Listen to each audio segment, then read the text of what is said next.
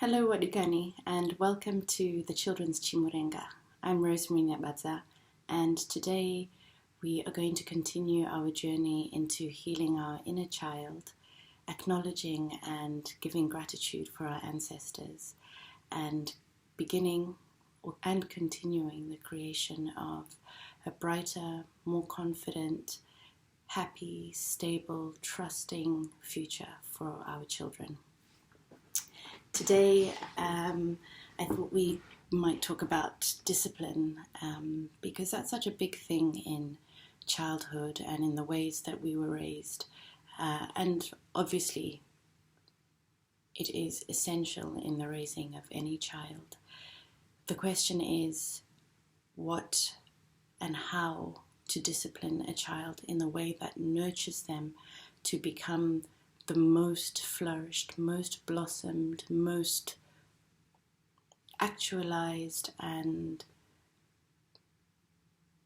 free version of themselves. I know my parents tried their best and did their best, and I'm grateful for all of the love and care and attention they gave me. But I think that there were ways in which they chose to discipline, motivate, encourage me, which actually have turned out to be detrimental as I've grown up. So they might have been useful immediately in that moment or at that time, but the long-term consequences of those decisions and those choices has led to a situation where I have had to now in my adulthood consciously decondition and remove some of those programs and some of the ways of thinking that I ended up having instilled in me because of the choices that they made out of their intentions for my best interests. But maybe that's a good place to start, is to ask ourselves, what are the best interests of a child? What are our aims for our children? Because if your aims are for your child to go to the best universities, get the best jobs, have the best everything, then yeah, maybe those short-term methods of discipline could be useful. Who knows? Everything at the same time is completely also in the hands of nature, the hands of God, the hands of the universe. So, and I think that sometimes the way we discipline our children is because we are so afraid of that lack of control that we actually have, that nature, God, the universe could have designs completely different to ours, and so we, from a place of fear, try to control and to direct the outcome so much that we can end up damaging or making things more difficult for the individual, for the child in the long term. So yes, you could say the results of my discipline and the results of the way in which I was raised materially have been successful. I am a doctor. I went to one of the best universities in the world, to which I got a scholarship. But is that the most important thing when I am at those universities in the world, that best university in the world, or when I am coming out of that best university in the world and in a job, but I am still running the same programs and patterns of obedience, subordination, fear, people-pleasing, afraid to make mistakes, unable to express myself fully and openly as the person I am inside, for fear that will be inadequate or non-standard in in the context of a personal history in which I have been attaining and trying to match up to the standards from the very beginning. And then we can ask the question, so what are the standards, and who made the standards, and what are the standards based on? And then this is a historical question, and then questions of colonization come in, questions of patriarchy, questions of class. All sorts of questions come up when we start to ask ourselves, who or what is the standard that we are all holding ourselves to globally, and so afraid to fall short of, and then we end up disciplining or motivating our children to become this standard for what? And yes, they may attain the standard, but be miserable, and but only for a short time, because the most amazing thing about misery is that if you don't like it enough, you will get up, you will change, you will say, you know what, the game was fun, that one was good, but yeah, no, I'm gonna try some different courts, I'm gonna try some different games, I'm gonna try some different friends, I'm gonna try some different atmospheres, because this whole experience of life is so multiplicitous, multidimensional, so infinite. There's so many infinities of possibilities in it, that we are being so narrow-minded, so myopic, so blinkered, because of history and because of the way things have been. And we think that there is only one way to do things. There's only one way to attain things. There's only one thing to attain. It's a Bentley. You know, it's not. It's not. But it takes so many different factors for us to get to a point where we can let go of those things. And to really start to enjoy and trust and choose life. And I've had to let go of things. So many things. Even things that I wanted for my daughter, that I thought this was the standard. She has to do this. She has to do this so that she can do this, and then this and this. And now I just want to see her play. I want to see her relax. I want to see her be in her, just to know, Kuti, I'm good. I am good. Not looking over her shoulder. Not Nikavuradu. She's flinching, Kuti. Mama Pinda. Or she jumps up, you know, Kuti. I need to go right now. Who even made that a thing? Can we, before we get to our topic, who made that a thing? Kuti, ukashedzwa unotouya ipapo, you straight away. I think that is a control thing. I think this question of discipline and obedience can end up being so controlling, and can end up shaking if we do it too strongly, too tightly, or at all. But there's spectrums of things, so everything has different aspects to it. But you don't want to shake a human being, and that is what a child is. A child is a person, a fully formed human being. And just because we are more conditioned than them, just because we are less close to our natural state of being than them, and we're bigger, so we have more power physically, and they are reliant on us, they're dependent on us, they are vulnerable to us. Just because of these power differences does not negate or reduce the personhood of a child. And if we can give children that feeling of personhood, which you are valid, your thoughts, your feelings, your emotions are valid. They make sense. It makes sense for you because you are saying it. You don't have to think the same as me. You don't have to believe the same as me. Yes, we live in the same house. Yes, we are sharing the same space. And yes, I will guide you and show you what I think is the way to live, because that's what family does. But at the end of the day, I am only guiding you.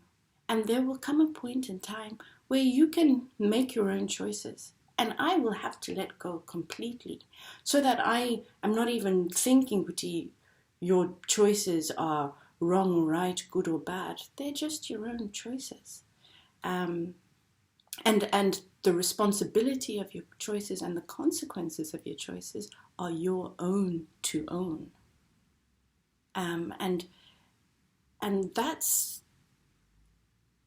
another video which we can definitely talk about, questions of dependency, codependency, and responsibility, because by forcing our children into, and having been forced ourselves into very subordinate positions where we were just meant to be obedient, meant to look good, meant to make our parents look good, toe the line, do everything right. By putting our children in those positions, or by having been put in those positions, our own sense of personal agency, power, and responsibility is taken away. So then you're in a codependent relationship where you are looking constantly to your adult figures, to your parents, to make the decisions for you, to tell you what is good or bad, to tell you what is wrong or right. And you are no longer connected to the truth and the light that you were born with, that would guide you very easily anyway. And better for your own personal makeup.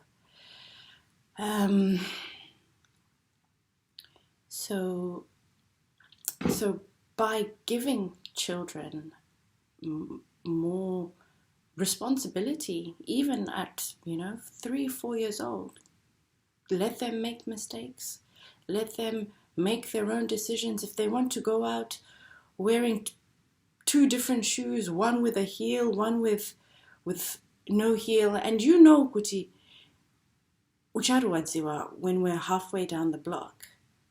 But instead of getting into a fight about it and getting into, and then the fight isn't even about the shoes, it's actually about the power differential and the continuing power differential in the relationship.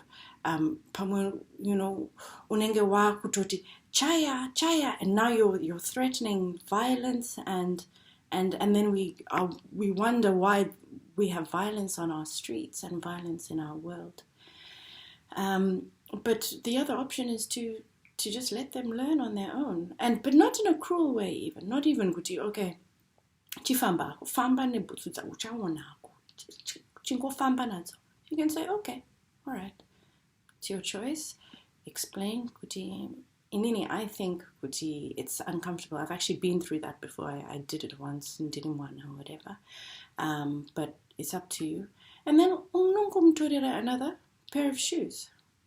Easy peasy. No shouting, no fighting, no crying, no chaya, no threatening, no nothing.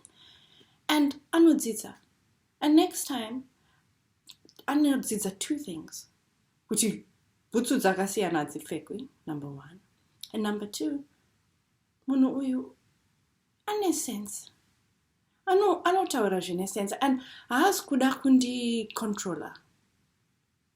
This person does not just want to control me, to live a second life through me where I am their robot child. No. This person, when they're telling me things, I'm going to listen, because the stuff that they're saying to me more and more is proving itself to be helpful. It's proving itself to be useful. And I always have the choice to take the advice or not. And what is so wonderful about that is that that is how we develop trusting and nurturing relationships with our children. And that's when we really want them to be able to communicate with us about deep things, life things later on. And we're to the stage that I haven't got to yet, but with my child, but a stage that I have been at as a child. And this is what's so great about this Chimurenga, is that it's not just about our children. It's not about what we are doing. It's about ourselves. And my experience of being a teenager and a young adult was that to have a trusting, nurturing, listening relationship with a parent where you really trusted their advice, not this person just wants to get me to do what they want me to do, so that they look good, or I look good and I make them look good, or even so that I get my Bentley. But this person truly, honestly, from the bottom of their heart, wants to help me to flourish spiritually, psychologically, and emotionally. And that's the kind of relationship that we can cultivate with our children through asking ourselves, what are our intentions for them? And what are our intentions based on? Historically, in the present moment, is it, so historically, yes, colonization,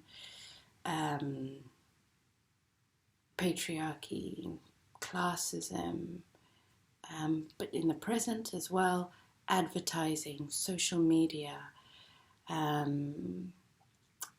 celebrity culture. What are our intentions based on? What are our dreams based on? What are our dreams? What do we want to create? What do we want to see created? What kind of world do we want to leave for our children? And are our practices, is what we do now, is that showing that we care about what kind of world we leave for them? Because sometimes we say we love, we say we have love, but we waste, we throw litter on the ground, on the earth, our mother. Mai Weducheo, the one who gives us everything. And then what do we think we'll leave our children? If you watch those post-apocalyptic movies, where people are wearing rags and they're all sweating and they've got eye patches and like these makeshift guns and whatever. It's our choice. It's our choice. This was not really the topic of the video, but I'll make the next one, which is about discipline, and this is where I am going, but that might be enough for today, for us to think about together. Thank you for being here, and lots of love. Bye-bye.